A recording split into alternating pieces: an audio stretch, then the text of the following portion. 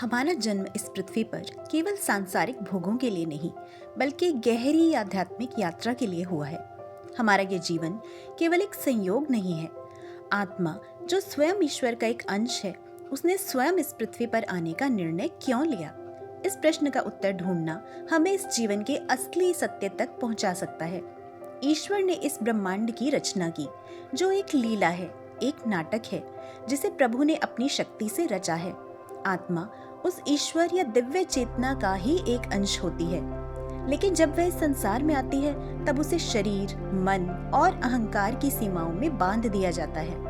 आत्मा अपनी असली पहचान को भूलकर इस भौतिक संसार में भटकने लगती है और फिर कर्मों, इच्छाओं और मोह माया के बंधन में जकड़ जाती है।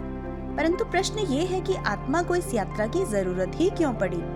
आत्मा पहले मुक्त थी और पूर्ण थी, परंतु ईश्वर ने अपनी ही शक्ति को व्यक्त करने और अनुभव करने के लिए ये सृष्टि रची। और जब आत्मा इस संसार में शरीर धारण करती है, तो वह प्रेम, पीड़ा, भोग, मोह, आनंद अनुभव करती है।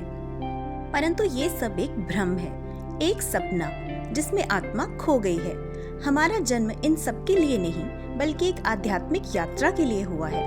हर जन्म आत्मा को उस परम सत्य के नजदीक ले जाने के लिए होता है।